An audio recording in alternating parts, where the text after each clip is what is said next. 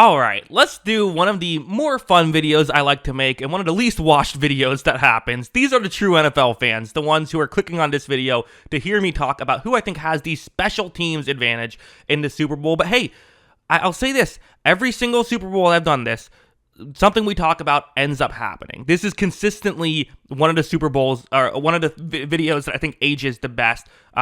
Reminds me of 2 years ago, we talked about the punting situation. The Eagles had a punter coming back from injury, playing in the Super Bowl. I kind of previewed. I don't know if that's a great idea. He ended up shanking one of the punts, and that helped the Chiefs win the game. So you learn stuff with this kind of video, and hopefully it's entertaining. So yeah, let's just get into it. Special teams breakdown.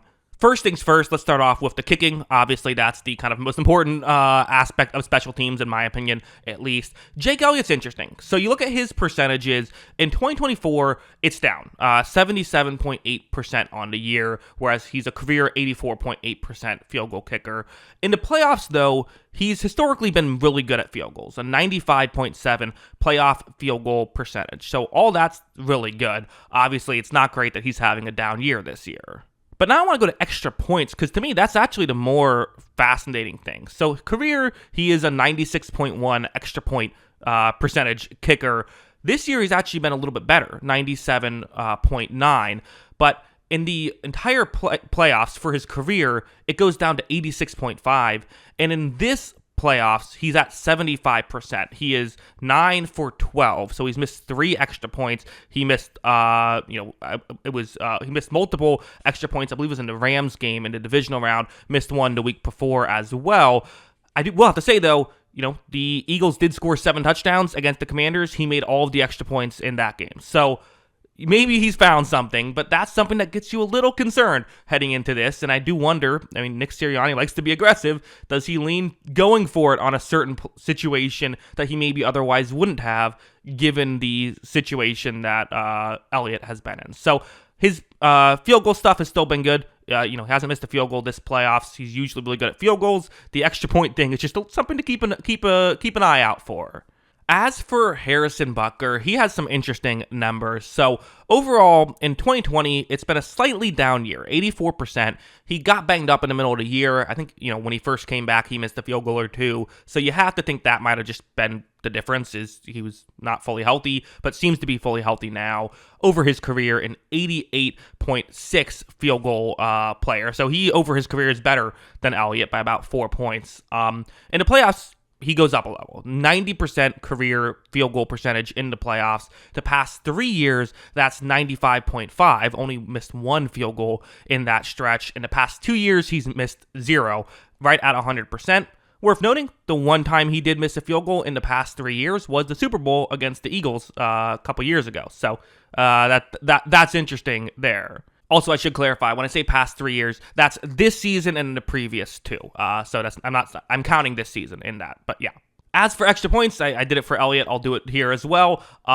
His career in 2024, extra point percentage is 93.5, which is a little bit down what his career is. But in the playoffs, it's 95.7 for his career. And then in this playoffs, he has not missed an extra point. It is worth mentioning as well with this stuff, they will be in a dome, so really you're probably, the weather's not going to be a factor. As long as you get a clean snap, you have to assume the only way either of these guys are missing field goals is if they're in their head a little bit, which they might be. So, with specifically Elliott. So, I don't know. It's interesting. And Butker hasn't had as good of a year. How does he handle some adversity? Kicking is such a mental game that who knows what can happen. Although definitely one of the biggest advantages both of these guys have is, they've played in 6 combined Super Bowls together. Elliott won a Super Bowl in 2017. He's now playing in this Super Bowl he played in the most recent Super Bowl that the Chiefs and Eagles played. Of course, Butker, he's been there for all of the Chiefs Super Bowls they keep playing in. So you have to assume most of these guys wouldn't crack under the pressure. But again, who knows? Remains to be seen. As for punting and kickoff returns, so you see Matt Araiza is the Chiefs punter who has a reputation for having a big leg, so he gets a lot of airtime under it, but his net yards per punt is actually pretty similar, around middle of the league, and also his total punting yards is around middle of the league. I prefer looking at net because I don't really just care about the punter. I care about the whole unit, right? 41.8 net yards per punt. Cooper DeJean is the punt returner. He, on average, returns 10 yards per punt return. Also, the stat over 20T, that is punts inside the 20 that don't result in touchbacks. So 73.5% of Ariza's punts that go inside the 20 do not result in touchbacks. A little bit on the lower side. Not the best at pinning teams deep this year. Obviously, it's a fluky stat, right? Because if maybe there's some that would have never had a chance of going into the end zone anyway, but it's a stat, so I threw it on there. Isaiah Rodgers, he's the main guy who has kickoff returns. On average, has 28.1 net return yards. I wish there was a stat to see on average where they ended up. I couldn't find that anywhere. If someone has it, please feel free to post it below. I'd appreciate that. But 28.1 is how often he usually, how far he usually returns it when he decides to return it.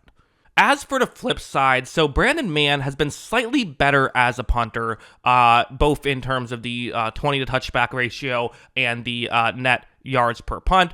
He's also, I believe, he punts it on average just as far down the field as Ariza does, interestingly enough.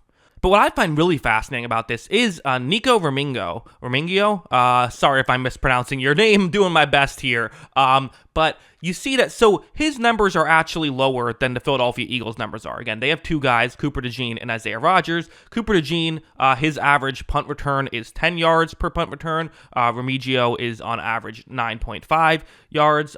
You also have Remigio's kickoff return 26.8, whereas Rodgers is 28.1. So you're a little bit lower in both of those two categories. However, in the playoffs, he's been a monster. Over 30 yards per kick return and 26 yards per punt return. He's had a big punt return and a big kick return in these playoffs. So I don't know if that's just coincidence and maybe he'll go back to the normal thing that we expect him to do, or maybe he'll just have a really good run here. I don't know, and that's kind of what makes this, hard to say what's going to happen.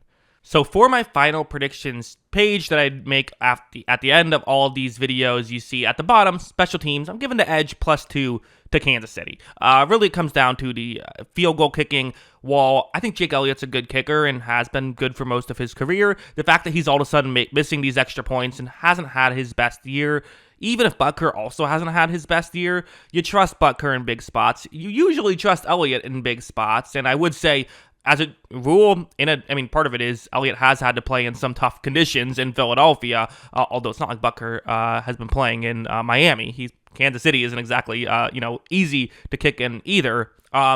You still have to think that in a dome, if either of these guys have a chance to make a big kick, they probably will, but I would definitely lean Butker. And then the special team stuff in terms of punt returns and kick returns, I honestly don't know who to give the edge to. Philadelphia's been a little better over the course of the season, but Kansas City's hot at the right time, so it's hard to say for sure what's going to happen. And knowing them, they probably have like 18 trick special teams plays they've been saving for this moment, so I don't know. But those are my thoughts on all of this. What are yours? Let me know in the comments below. Always love hearing from you, and of course, as always, thanks for watching.